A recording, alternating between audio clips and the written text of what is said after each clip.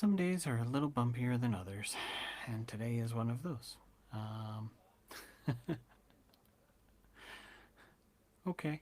I was worried that my microphone was picking up the crowd outside my window, and it turns out I need not have worried about that at all.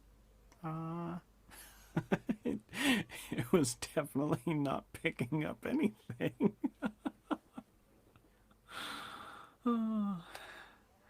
Ah, okay. Well, let's see how quickly and usefully I can try to go through what we were talking before. Sorry, guys. Um,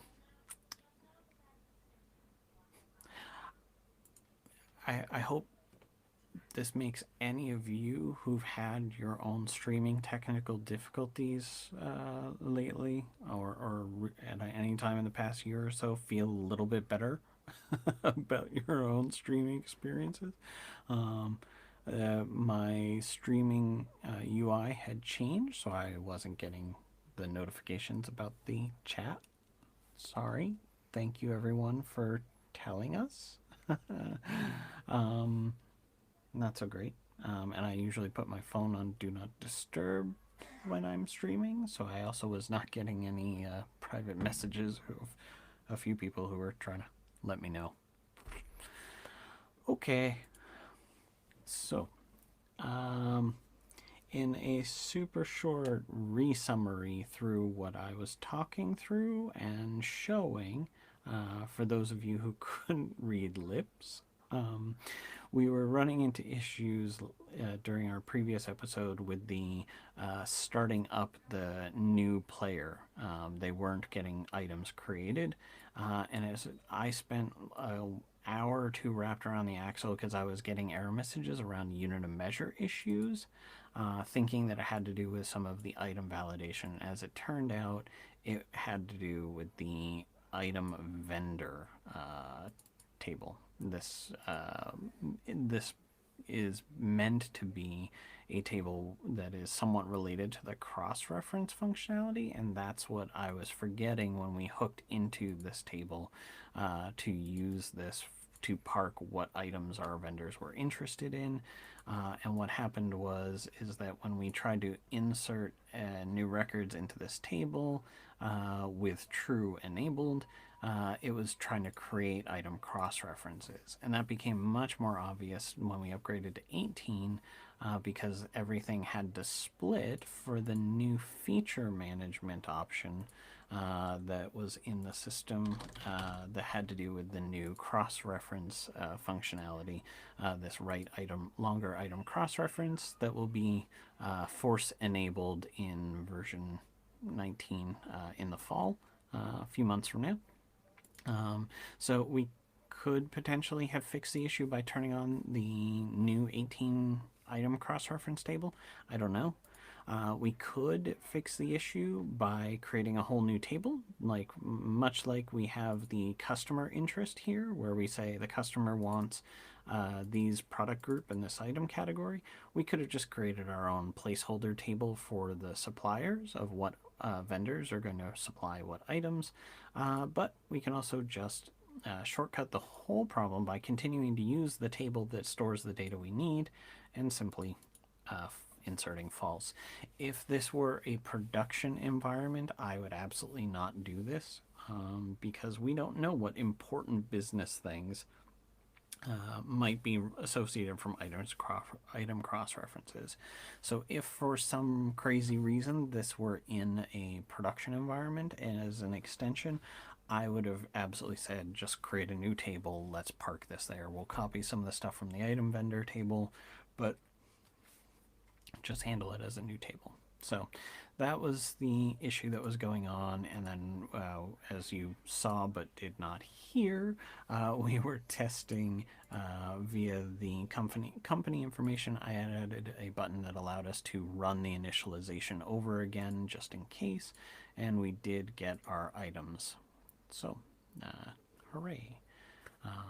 And for those of you who stuck with the silent film for the first 20 minutes. I appreciate your patience.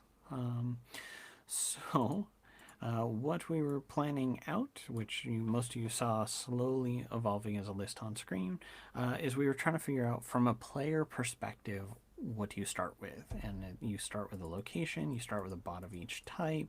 We discovered, however, the bots aren't automatically assigned, which might make sense in a different configuration situation where you've got lots of bots, but at the moment we're just starting with one of each type. So it makes sense to auto assign these right from the start, so it's a fully functional company. Players also start with cash, their basic items, a customer and vendor each. So it would also make sense on the item list here for a player to start with some quantity, start with some basic costs, start with some reorder levels, just some basics to get things going so that as an administrator, I might kick off a company on day one and someone might not be able to get into the server to play for a few hours. Well, it would be really rough of me as a system administrator to basically penalize their company that they're not going to do any business. So this should be a fully operational company right from the get-go. As soon as we launch it and turn the game on, then it should it should be able to tick over and do things. So, yeah. Okay, so odds are pretty high that we're gonna, given the false start, we're probably gonna need to go into next week on this, just because of heat going on today. As mentioned, it's pretty toasty here, and it made me a little brain dead, which is part of why we're challenged on our audio this afternoon. So on our next episode, I'm going to tidy up the bot assignments so that our bots all automatically get an assignment. We discovered the critical bug of you can't assign a bot to a location or customer or vendor if they've already been created. This is just a list. Oh. See, bug in my brain. I, a little overclocked, which means I overheat. And then everything runs real slow. So, yeah. As we can see, when we create the bots, since there's only one potential possible value for all of these, it should automatically assign them when they're created. So it should be like that. Okay, well, good news. We fixed that bug. That's good. Okay, well, can't do much for bugs in the thinking. Let's see. Okay, and the other good news here is that we have the locations, the master items, customers, and vendors all get created before we create all the bots. So if we come down in here, we can purchase the initial bots for each of the templates based on everything that's set up, which gives us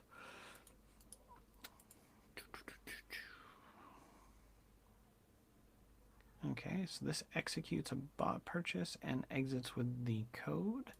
So it should be easy enough for us here to say, okay, let's try to auto assign these bots if there's only one possible way to assign them. Okay, that's not too crazy. Yeah, let's see. Maybe we can do this today. This is returning which bot we get. So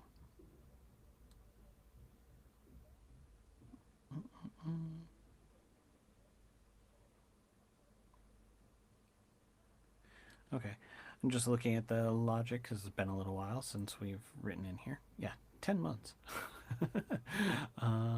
So we're going through the bot templates to see which ones they start with, and then for the count of however many bots they start with, we check to see if they have enough of them. If they don't, then we'll buy.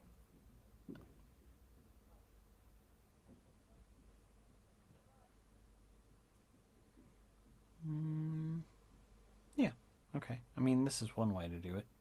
There's always different ways to accomplish this. Okay, so here we're saying that we're going to loop through. So if it was start with 5 of an inventory bot, then it would loop through this chunk of code 5 times. And in all those cases, that would not be the case. We could streamline this a lot easier. Here we're saying for 1, 2 the starts with, and then if count does not equal the start with. So realistically, we could do for bot count 2 start with and potentially get some funky results. But here we can do bot.get on the... This function is returning the new bot name.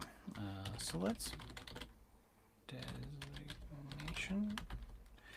This is, I think, code 10 is our bot instance. Nope, they're code 20s. Okie dokie. It's actually text 20. Ooh. Wonder if that'll cause us any interesting trouble later.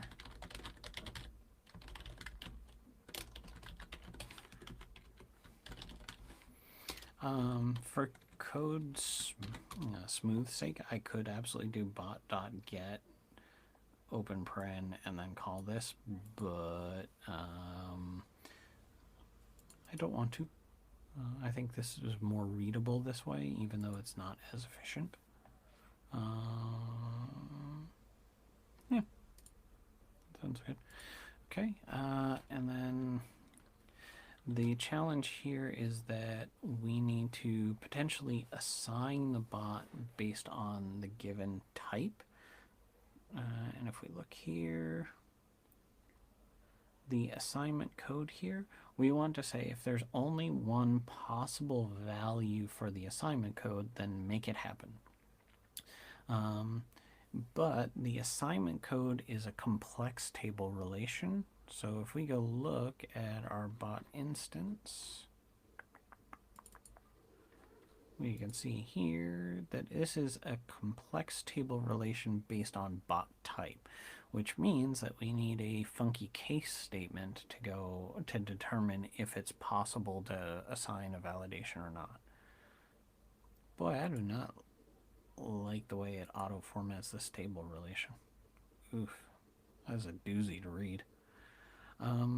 Rather than put that crazy case statement in here, I would be more inclined to write a new function like bot try auto assignment.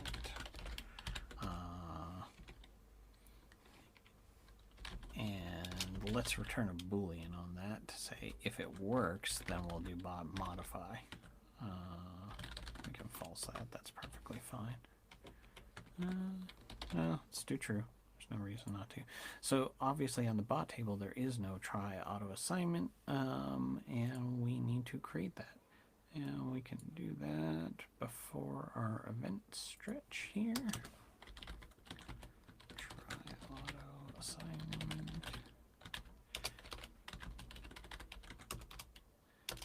Wait. Okay. So we need a case statement around the bot type. So we'll do case.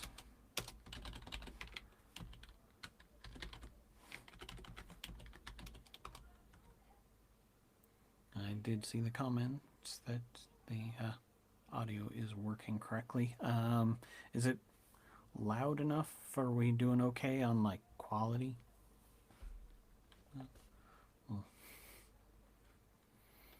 I'll keep an eye on chat. Anyways, I have no idea if we're on a 45 second delay. No idea. So, in the case of a bot type of sales, then we need to do some stuff. Look for one customer. And that gives me an idea. We're probably on about a 30-second delay because I did get feedback from one person that we're doing better on the audio. Hooray! Thank you. Okay, we will look for one vendor, and I believe the only ones that we care about for now are going to be our starting types, which right now are sales, purchasing, and inventory basic. All the others are going to be things that we do later. There may be value to trying to do some auto assignment logic in the purchasing wizard, but I'm pretty lukewarm on that. So let's see, we've got sales, purchasing, basic, advanced, manufacturing. I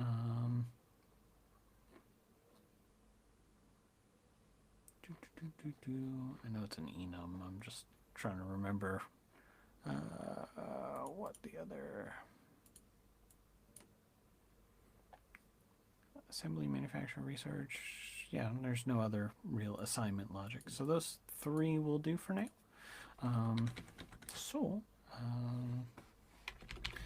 We're gonna need customer and vendor and location. Now we can't autocomplete for any of these, but we sure can do add local variable. And since it's matching a table name, we don't need to define the variables. There we go.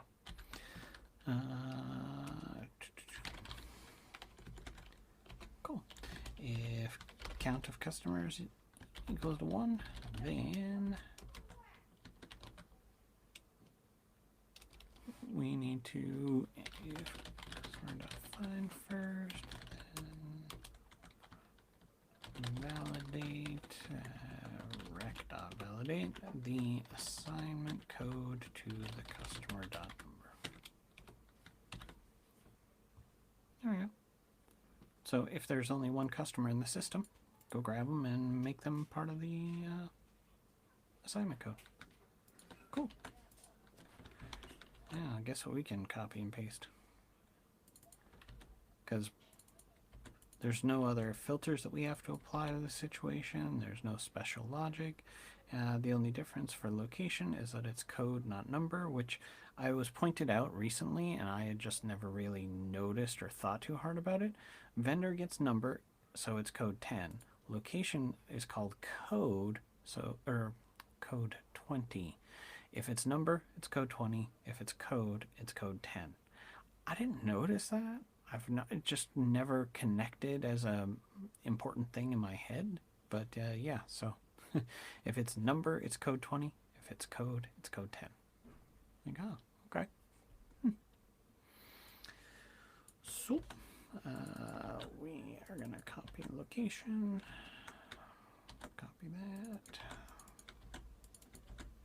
Which makes this wrong. So there we go. Okay. Nice and simple. There we go. Now, when we automatically get assignments, we potentially need to return true. So, I had nested this find first in the then just to be able to do a single chunk of code, because obviously it's going to find first if if count equals 1. I didn't want to do a begin end, but we need a begin end, so that's okay. So exit true. If you didn't know, we're gonna only have these exit trues inside of begin and if statement situations, so the default is that it will exit false. So we don't have to do anything special for scenarios where there isn't just one. Whew.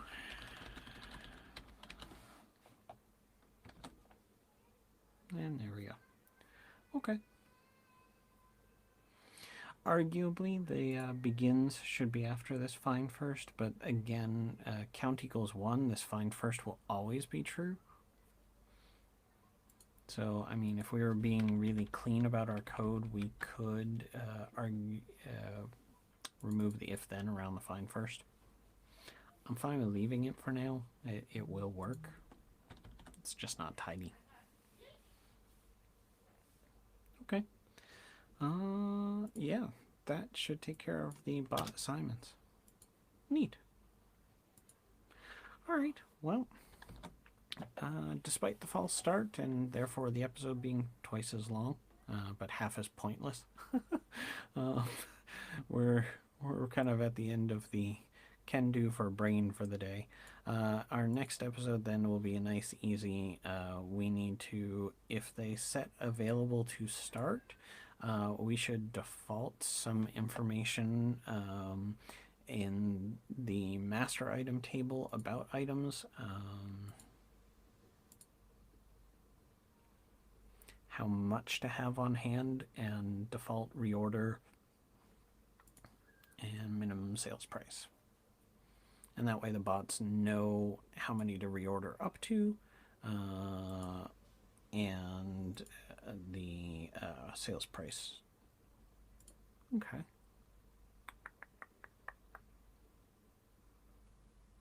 Cool. All right. So that was going to be our next week's episode, is updating the master item table. And one of the areas that I do want to get into, I set up in a previous stream Power Automate, a flow situation where it was sending emails about the game status. I want to move that into Business Central. I held off on doing that because of the fact that I wanted to get us onto version 18 because I haven't spent a whole lot of time coding against the new 18 level SMTP connector or Office 365 connectors. So I would like to figure out a little bit about doing SMTP mail merges in version 18 with the newer email engine. Coming soon. I think we'll look at the email handling of things. I'm inclined to do HTML building in code and do substitution. That feels like something that would be of more value and benefit, but at the same time, there is also ways that we could be making use of using reports, particularly the Word report layouts, as email bodies. So I'll throw a quick poll up on Twitter for next week of, I'm going to redo the email side of the engine, and we can do it as SMTP and HTML in code, or we could try to figure out how to do it with a Word report. So I'd be curious to see what folks would want to see more in our next episode. I did just today finally have the chance to sit down and look at report extension and building report extensions using Word, and that was a really interesting and I think improved workflow. I was pretty surprised. So it's not intuitive, but it's a heck of a lot easier than RDLC. So, okie doke.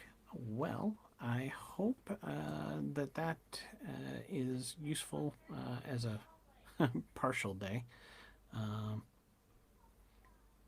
Yeah, my Discord just letting me now know about a message half an hour ago about sound. All right, I will try to keep a closer eye on the configuration and setup before we come into next week's stream. And hopefully next week will not be quite so melty in this neighborhood. All right, guys. Well, once again, just gonna plug, if you haven't already known about it, I am starting to do a lot more in Kronos demonstration code of more realistic development efforts, and that is available via the Spare Brained Patreon, actually. It's a very small thing, but we're starting to get there, and we're creating code samples that are actual in Kronos examples of how to do some things that partners have asked me in the past how to do. So this will continue to grow. I'm trying to aim for adding 3 or 4 every month. The more Patreon subscribers we get, the more I will make. So, and I'm losing my voice a little bit because I've been recording some content that's coming soon to that, but that's an announcement for another stream. So I will see you all next week, and like I said, I will throw a poll up on Twitter of like which would be more interesting, SMTP or Word email. So see you all later, and I hope I hope the second half of the episode was at least more interesting and beneficial. If you guys come back and tell me the first half of the episode was more interesting, then I'm in trouble.